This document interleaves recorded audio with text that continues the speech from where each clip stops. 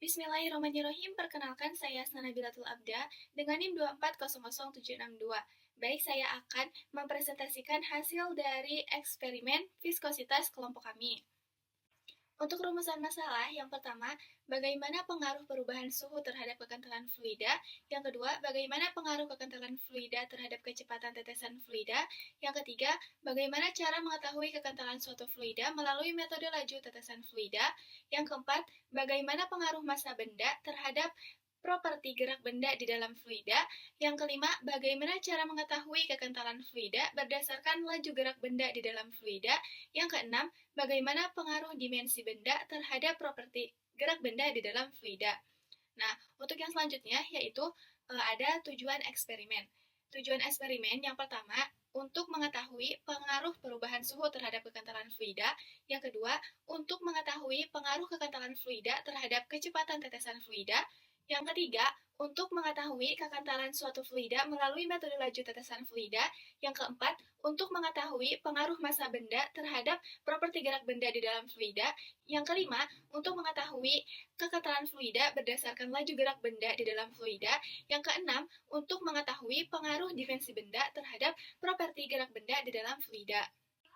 Untuk yang selanjutnya yaitu dasar teori, viskositas merupakan ukuran kekentalan fluida yang menyatakan besar kecilnya gesekan dalam fluida. Semakin besar viskositas fluida, maka semakin sulit suatu fluida untuk mengalir, dan juga menunjukkan semakin sulit suatu benda bergerak di dalam fluida tersebut. Di dalam zat cair, terjadi gesekan internal fluida yang menyebabkan adanya gaya viskos yang melawan gerakan sebagian fluida relatif terhadap yang lain.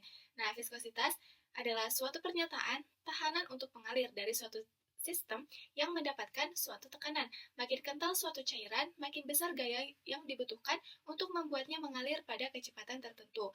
Viskositas fluida dinotasikan dengan eta sebagai rasio tegangan geser. Viskositas dari suatu pelumas dipengaruhi oleh perubahan suhu dan tekanan. Apabila suhu suatu pelumas meningkat, maka viskositasnya akan menurun. Begitu juga sebaliknya, apabila suhu suatu pelumas menurun, maka viskositasnya akan meningkat. Ini berarti pelumas akan mudah mengalir ketika pada suhu panas dibandingkan pada saat suhu dingin.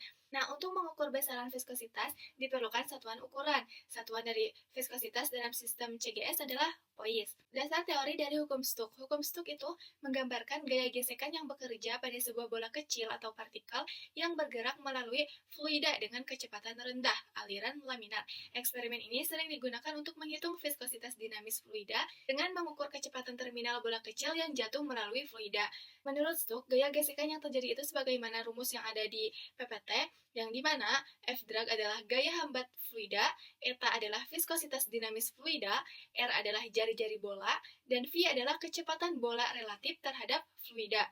Nah, jadi dalam eksperimen ini, sebuah bola kecil dijatuhkan ke dalam tabung berisi fluida dan kecepatan terminal bola diukur saat bola bergerak dengan kecepatan konstan melalui fluida.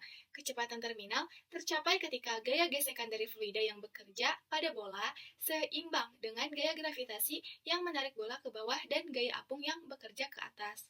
Nah, ini adalah gambar dari percobaan viskositas.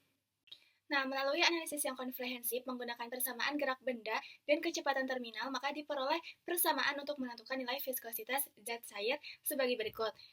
Yang dimana eta sama dengan 2R kuadrat dikali rho B dikurang rho F dikali G per 9 V ter. Yang dimana eta adalah viskositas dinamis fluida, R adalah jari-jari bola, rho B adalah massa jenis bola, rho F adalah massa jenis fluida, G adalah percepatan gravitasi, dan V ter adalah kecepatan terminal bola. Nah, selain itu, jika selama gerak lurus beraturan bola memerlukan waktu selama T untuk bergerak sejauh Y, maka kita dapat tuliskan ulang persamaan di atas menjadi T sama dengan 9 eta Y per 2R kuadrat dikali G dikali rho B dikurang rho F. Untuk dasar teori dari viskometer Redwood, prinsip dasar dari kerja viskometer Redwood adalah viskositas kinematik yang didefinisikan sebagai rasio antara viskositas dinamis dengan massa jenis fluida, V sama dengan eta per rho. Nah, viskometer Redwood mengukur waktu yang diperlukan untuk sejumlah fluida mengalir melalui orifis. Eksperimen ini didasarkan pada hubungan empiris antara waktu aliran dan viskositas kinematik. Dalam eksperimen, fluida dipengaruhi oleh gravitasi dan laju aliran melalui orifis berkaitan dengan waktu dan karakteristik orifis.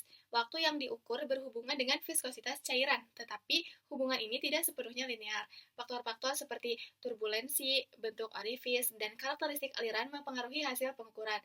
Nah, dari pengamatan eksperimental, viskositas dinamis seringkali memiliki hubungan empiris dengan waktu alir, seperti berikut, yang dimana eta sama dengan AT min B per T.